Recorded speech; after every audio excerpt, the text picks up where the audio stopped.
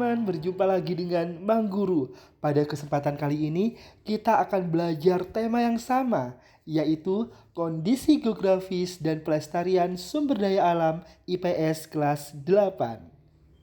Tujuan pembelajaran pada pertemuan kali ini, siswa diharapkan mampu menghubungkan kondisi geografis dengan kegiatan ekonomi dan kedatangan Hindu-Buddha di Indonesia. Langsung saja kita bahas subtema kondisi geografis dan interaksi dengan bangsa asing. Biar kalian gak penasaran, yuk kita bahas bareng-bareng. Bagaimana interaksi Indonesia dengan bangsa asing di masa lalu? Ternyata, lokasi geografis Indonesia yang berada di antara dua benua dan dua samudera memengaruhi kehidupan masyarakat Indonesia sejak masa praaksara.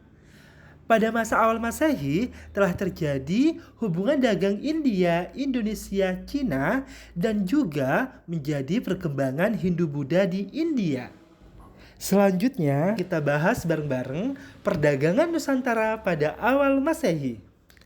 Bangsa India pada abad kedua Masehi sudah datang ke Indonesia. Hal ini dikarenakan Indonesia memiliki sumber daya alam yang melimpah. Contohnya ada emas sebagai komoditas utama, serta kayu cendana dan cengkeh. Selanjutnya, Tiongkok dan Cina sudah mulai pada abad ke-5 Masehi. Nusantara pada saat itu mampu menyediakan wewangian seperti kemenyan, kapur barus, dan kayu harum seperti cendana. Hubungan dagang antara India dan Cina semula dilakukan melalui jalur darat yang dikenal dengan jalur sutra. Disebut jalur sutra karena komoditi utama yang diperdagangkan adalah kain sutra dari Cina.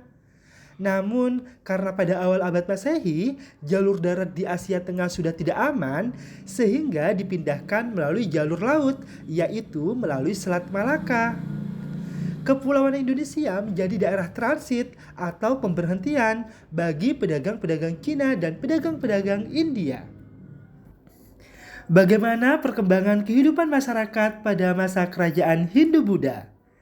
Ada beberapa teori mengenai masuknya Hindu-Buddha ke Indonesia. Ada teori Waisa, Ksatria, Brahmana, dan teori arus balik. Yuk kita bahas satu persatu. Teori Waisa dikemukakan oleh N.J. Krom dengan menjelaskan proses masuknya Hindu-Buddha ke Indonesia dibawa oleh para pedagang India. Teori Ksatria dikemukakan oleh C.C. Bart. Ksatria dapat menyebarkan kebudayaan Hindu-Buddha dengan mudah kepada keluarganya. Menurut Mukherjee, golongan Ksatria membentuk koloni-koloni yang berkembang menjadi kerajaan. Hal ini juga diperkuat oleh J.L. Mons, menghubungkan proses terbentuknya kerajaan abad ke-5, para keluarga kerajaan di India Selatan melarikan diri ke Indonesia. Selanjutnya, teori Brahmana. Teori Brahmana diungkapkan oleh J.C. Van Leur. Alasan kuatnya adalah peninggalan kerajaan pada prasasti yang menggunakan bahasa Sanskerta dan bahasa Pallawa. Bahasa tersebut hanya dikuasai oleh golongan Brahmana. Dan teori terakhir adalah teori arus balik. Teori ini dikemukakan oleh F.D.K. Bos. Banyak pemuda Indonesia yang belajar agama Hindu-Buddha ke India, kemudian kembali ke Indonesia untuk menyebarkannya.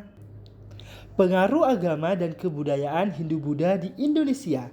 Mari kita bahas satu persatu. Yang pertama dalam bidang politik.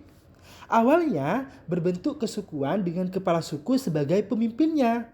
Kemudian berubah menjadi sistem kerajaan yang dipimpin oleh seorang raja. Sistem politik ini maka tumbuhlah banyak kerajaan-kerajaan, baik yang bercorak Hindu maupun yang bercorak Buddha. Dalam bidang arsitektur, banyak bangunan-bangunan candi sebagai tempat beribadah, petirtaan sebagai tempat bersuci, gapura sebagai pintu masuk sebuah bangunan.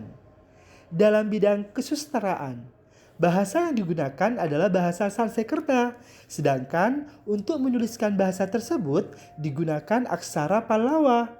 Bahasa Sanskerta adalah bahasa India kuno yang biasa digunakan dalam menuliskan teks-teks keagamaan seperti kitab Ramayana, Mahabharata, dan Bharatayuddha.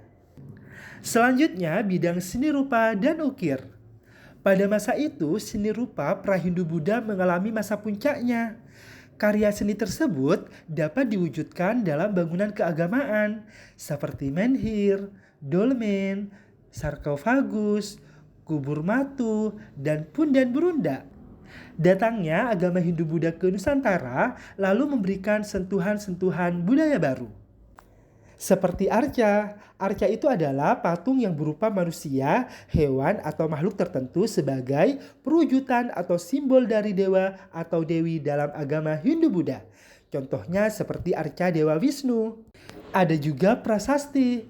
Prasasti itu sendiri adalah batu yang memuat pesan-pesan dari pemerintah atau seorang raja atau pejabat yang berkuasa pada suatu wilayah. Contohnya seperti prasasti Anjuk Ladang di Nganjuk. Ada juga relief. Relief sendiri adalah gambar yang timbul pada sebuah bangunan. Relief tunggal seperti relief K berbentuk makhluk mengerikan pada ambang pintu candi.